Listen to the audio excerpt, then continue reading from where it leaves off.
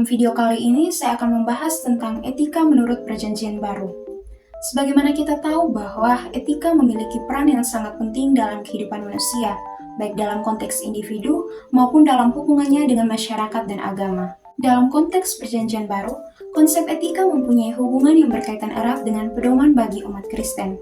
Etika dalam Perjanjian Baru merupakan topik yang penting untuk dikaji dan dipahami, terutama bagi umat Kristiani.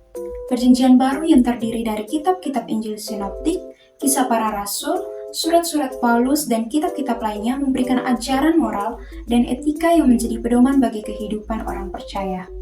Dalam Perjanjian Baru, kita dapat menemukan prinsip-prinsip etika yang bersumber dari ajaran Yesus Kristus dan para rasulnya. Etika dalam Perjanjian Baru mencakup berbagai aspek kehidupan, mulai dari hubungan dengan Tuhan, hubungan dengan sesama, hingga tanggung jawab individu dalam masyarakat. Selain itu, ajaran-ajaran etis dalam Perjanjian Baru tidak hanya bersifat teoritis, tetapi juga praktis, sehingga dapat diterapkan dalam kehidupan sehari-hari. Oleh karena itu, pemahaman yang mendalam tentang etika dalam Perjanjian Baru dapat membantu umat Kristiani dalam menghadapi tantangan-tantangan moral yang muncul dalam kehidupan modern. Kata etika berasal dari bahasa Yunani yaitu ethos yang berarti tunggal, menunjukkan kepada kebiasaan, adat, kesusilaan, perasaan atau kecenderungan hati seseorang dalam melakukan sesuatu perbuatan. Dalam bahasa Latin, istilah ethos dan etikos disebut dengan mos dan mores atau sering dikatakan dengan moralitas. Oleh sebab itu, kata etika sering disebut dengan moral.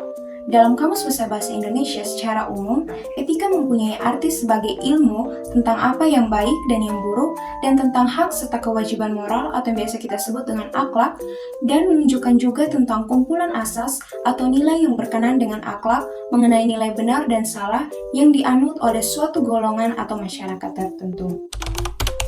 Yang berikut, kita akan membahas tentang etika menurut Perjanjian Baru. Yang pertama, etika menurut Injil Sinoptik. Etika dalam Injil Sinoptik menekankan pada keadilan sosial dan belas kasih kepada orang yang miskin, lemah, dan yang tersingkir. Yesus mengkritik ketidakadilan dan memperjuangkan hak-hak kaum yang tertindas. Selain itu, Yesus juga mengajarkan pentingnya integritas moral, yang mana Yesus sendiri menekankan untuk hidup jujur, tulus, dan tidak munafik. Selain itu, kesucian hidup juga menjadi perhatian Yesus, di mana ia menekankan pentingnya menjaga kesucian hati dan pikiran, termasuk mengendalikan nafsu dan keinginan. Selain itu, Yesus juga mengajarkan tentang kerendahan hati. Ia meneladankan untuk melayani sesama dengan kerendahan hati, bukan untuk mencari kemuliaan diri sendiri. Dan pada akhirnya, Yesus menyerukan pertobatan dan perubahan hidup yang radikal sebagai prasyarat bagi kehidupan yang berkenan kepada Allah. Yang berikut kita akan masuk pada etika menurut Injil Yohanes. Etika dalam Injil Yohanes menekankan pada keadilan sosial dan belas kasih Yesus yang mengharapkan pengikut-pengikutnya untuk menunjukkan terangnya, sebab pengikut-pengikut Kristus yang melakukan perbuatan jahat tidak berbeda dengan pengikut-pengikut dunia. Oleh karena itu, diperlukan ketaatan kepada kehendak Bapa, dengan kata lain adalah menyerahkan diri sepenuhnya hanya untuk kemuliaan Tuhan. Terhadap kesamaan dengan etika roh dari Paulus, sebab akan adanya Roh Kudus yang membimbing dan mengingatkan tentang ajaran Yesus. Selain itu, dalam Injil Yohanes, etika berpusat pada ajaran Yesus Kristus tentang kasih. Yohanes menekankan bahwa kasih adalah perintah baru yang Yesus berikan kepada murid-muridnya. Kasih menjadi dasar utama bagi hubungan antar sesama orang percaya dan juga relasi mereka dengan Tuhan. Yesus mencontohkan kasih-Nya yang sempurna dengan rela menyerahkan dirinya di kayu salib demi keselamatan umat manusia. Selain kasih, Injil Yohanes juga menekankan pentingnya kebenaran. Yesus menyatakan dirinya sebagai jalan, kebenaran, dan hidup, dan menunjukkan bahwa kebenaran harus menjadi landasan bagi kehidupan orang percaya. Kebenaran ini tidak hanya bersifat intelektual, tetapi juga moral dan spiritual. Orang percaya dipanggil untuk hidup dalam kebenaran dan menolak segala bentuk kebohongan atau kepalsuan. Selain itu, Injil Yohanes juga menekankan pentingnya ketaatan dan pengorbanan, sebagaimana Yesus rela menyerahkan dirinya di kayu salib demi keselamatan umat manusia. Hal ini menunjukkan bahwa pengorbanan diri demi orang lain adalah teladan etika Kristiani yang luhur. orang percaya dipanggil untuk meneladani Kristus dalam ketaatan dan pengorbanan diri bagi sesama. Dengan demikian, etika menurut Injil Yohanes berpusat pada kasih, kebenaran, dan pengorbanan diri. Nilai-nilai yang menjadi landasan bagi kehidupan etis orang percaya, dan melalui teladan Yesus Kristus, orang percaya dipanggil untuk menerapkan prinsip-prinsip ini dalam kehidupan sehari-hari, baik untuk orang miskin, lemah, dan yang tersingkir. Yang berikut kita akan masuk pada etika menurut Kisah Para Rasul. Dalam kitab Kisah Para Rasul, etika Kristen didasarkan pada ajaran dan teladan Yesus Kristus serta para rasulnya. Etika ini berpusat pada kasih, pengampunan, dan pelayanan kepada sesama. Salah satu contoh etika yang ditekankan adalah saling mengasihi satu sama lain sebagaimana Yesus mengasihi murid-muridnya. Para rasul juga mengajarkan untuk saling melayani, bukan untuk mencari keuntungan diri sendiri, tetapi menjunjung tinggi nilai-nilai kebenaran dan keadilan. Selain itu, kitab Kisah Para Rasul menekankan pentingnya hidup dalam kesucian, menghindari dosa, dan menjaga kekudusan. Para rasul mengajarkan untuk menjauhi segala bentuk kejahatan seperti pencurian, pembunuhan, dan persinahan. Mereka juga menekankan pentingnya pertobatan dan pengampunan serta hidup dalam ketaatan kepada Tuhan. Etika Kristen dalam Kisah Para Rasul juga mencakup tanggung jawab sosial seperti membantu orang miskin dan menyediakan makanan bagi mereka yang membutuhkan. Para rasul mengajarkan untuk saling memperhatikan dan menolong sesama, terutama mereka yang lemah dan tertindas. Etika ini didasarkan pada prinsip bahwa semua manusia diciptakan sama di hadapan Tuhan dan memiliki hak yang sama untuk hidup dalam keadilan dan kesejahteraan. Berikutnya kita akan membahas tentang etika menurut Rasul Paulus. Etika Paulus dimulai dari ide bagaimana kehidupan baru yang telah diperoleh melalui anugerah Kristus seharusnya dimanifestasikan dalam kehidupan sehari-hari. Beberapa contoh etika Kristen yang diajarkan oleh Rasul Paulus adalah buah-buah roh yang terdapat dalam Galatia 5 ayat 22-23, hal yang disebut sebagai kebajikan dan patut dipuji, dan hal-hal yang dikenakan oleh orang Kristen. Dapat kita baca dalam Kolose 3 ayat 12-15. Menurut Rasul Paulus, ada beberapa alasan atau motivasi mengapa seorang Kristen harus melakukan perbuatan-perbuatan yang baik. Yang pertama adalah kasih. Kasih adalah motivasi terpenting bagi orang-orang Kristen yang menunjukkan kualitas kehidupan mereka. Sebab kasih adalah hukum Kristus, dan dalam kasih, tuntutan hukum Taurat dipenuhi, serta kasih adalah karunia roh yang harus dikejar oleh orang Kristen. Dapat kita baca dalam 1 Korintus 13 ayat 14, dan seterusnya. Kasih kepada sesama inilah yang melatar belakangi kebebasan pribadi setiap orang Kristen. Sebagai contoh adalah tentang kebebasan makan makanan yang sudah dipersembahkan kepada penyembahan berhala.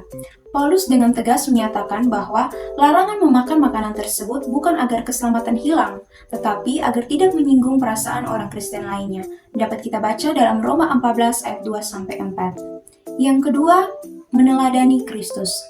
Terdapat sejumlah acuan dari Paulus dalam memakai keteladanan Kristus sebagai motivasi etika. Dalam 1 Korintus 11 mengacu kepada pelayanan dari Kristus dan Paulus yang penuh pengorbanan. Dalam 1 Tesalonika 1 ayat 6, teladan Kristus yang telah diikuti adalah setia dalam penindasan yang berat. Memang, Paulus tidak mengangkat kehidupan Yesus di bumi sebagai standar moral yang tinggi, namun ia harus diteladani dalam kasihnya dan tetap menonjolkan diri dalam menyerahkan dirinya untuk menderita dan mati. Yang ketiga adalah persatuan dengan Kristus. Persatuan dengan Kristus menuntun orang Kristen untuk hidup dengan cara tertentu. Paulus mengungkapkan dengan baik gagasan penyatuan ini di dalam peristiwa baptisan. Baptisan dipandang sebagai representasi bahwa orang Kristen telah hidup di dalam iman, sehingga sudah sepantasnya melakukan cara hidup yang baru di dalam Tuhan. Yang keempat, tentang berdiamnya Kristus. Rasul Paulus menekankan konsep berdiamnya Kristus sebagai salah satu aspek penting dalam kehidupan orang percaya. Menurut Paulus, ketika seseorang menerima Kristus sebagai Tuhan dan Juru Selamatnya, Kristus akan berdiam di dalam dirinya melalui Roh Kudus. Ini berarti bahwa Kristus secara rohani hadir dan tinggal di dalam hati orang percaya, memimpin dan membimbing mereka dalam kehidupan sehari-hari. Paulus juga menekankan bahwa orang percaya harus menyadari dan menerima realitas berdiamnya Kristus di dalam diri mereka. Hal ini tentu akan mendorong mereka untuk menyerahkan hidup sepenuhnya kepada Kristus, menuruti pimpinannya, dan hidup dalam persekutuan yang erat bersama dengan Dia. Dengan demikian, berdiamnya Kristus juga menjadi dasar tujuan etis dan rohani orang percaya dalam mengikuti Yesus. Yang kelima, pengudusan. Menurut Paulus, pengudusan adalah karya Allah dalam diri orang percaya. Rasul Paulus menegaskan bahwa orang percaya telah dikuduskan oleh Allah. Pengudusan adalah pengerjaan Roh Kudus yang memisahkan orang percaya dari dosa dan memampukannya untuk hidup kudus.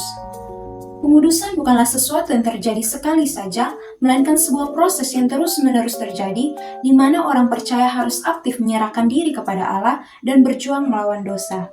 Paulus menekankan bahwa pengudusan mencakup seluruh aspek kehidupan, pikiran, perasaan, dan tindakan, sehingga orang percaya dapat menguduskan seluruh hidupnya untuk Tuhan. Melalui pengudusan, orang percaya juga dipersiapkan untuk melayani Allah secara layak dan memenuhi syarat untuk masuk ke dalam kerajaan Allah.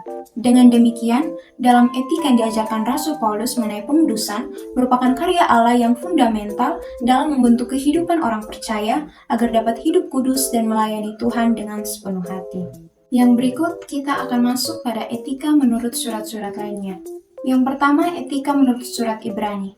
Dalam kitab-kitab Ibrani, etika berpusat pada hubungan manusia dengan Tuhan dan sesama. Tuhan menetapkan hukum-hukum moral yang dipatuhi seperti 10 perintah. Kepatuhan terhadap hukum Taurat merupakan inti dari etika Ibrani yang mencakup aspek-aspek seperti keadilan, kejujuran, kasih, dan kesucian. Manusia diwajibkan untuk hidup sesuai dengan kehendak Tuhan dan menjauhi dosa. Yang berikut, etika menurut surat Yakobus. Surat Yakobus sendiri menekankan etika praktis dalam kehidupan sehari-hari. Yakobus menekankan pentingnya iman yang disertai dengan perbuatan baik. Ia mengecam kemunafikan dan menekankan pentingnya kasih, kesabaran, dan kebijaksanaan. Etika Yakobus juga menyoroti isu-isu sosial seperti kemiskinan, penindasan, dan diskriminasi. Dalam surat Yakobus, kita dapat mengetahui beberapa nilai etis seperti bersahabat dengan Allah, yang mana orang yang bersahabat dengan Allah harus mampu melawan keinginan-keinginan duniawi. Artinya, hikmat yang berasal dari Allah adalah menjauhi kejahatan lain seperti hawa nafsu yang artinya kesenangan. Iman harus disertai dengan tindakan. Iman dalam surat Yakobus yang dimaksud yaitu menunjuk pada suatu pemahaman intelektual tentang penyataan Allah serta keteladanan hidup, yaitu orang yang berhikmat adalah orang yang tidak mempunyai sikap iri hati, sikap mementingkan diri sendiri, sifat memegahkan diri, serta sifat hawa nafsu duniawi manusia.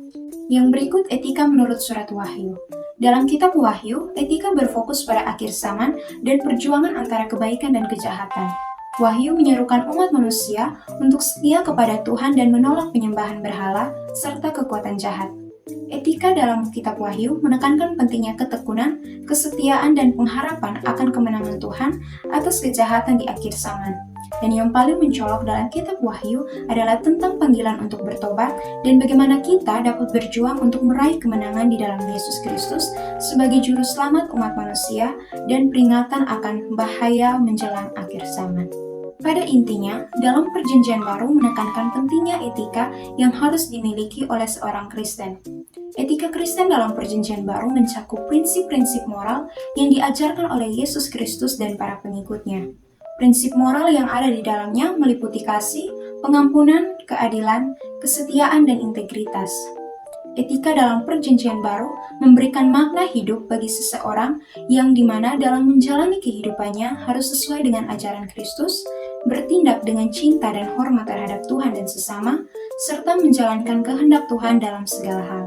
Seperti yang tercantum dalam Injil Lukas 6 ayat 20-49 yang menekankan tentang pentingnya seseorang yang hidup dalam kerendahan hati, cinta terhadap musuh, tidak menghakimi, ketaatan terhadap ajaran Yesus, serta bagaimana seseorang harus berhati-hati terhadap nafsu duniawi.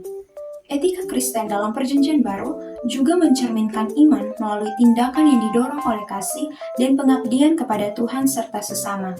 Dengan mengikuti ajaran Yesus Kristus, pengikut Kristen berusaha untuk menjalankan kehendak Tuhan dalam kehidupan sehari-hari, menunjukkan iman mereka melalui perbuatan-perbuatan yang mencerminkan kasih, pengampunan, keadilan, dan kerendahan hati. Melalui tindakan-tindakan seperti ini dapat menjadi bukti nyata dari seorang iman Kristen yang mampu mengubah hati dan mempengaruhi perilaku untuk mencerminkan kasih kepada dunia.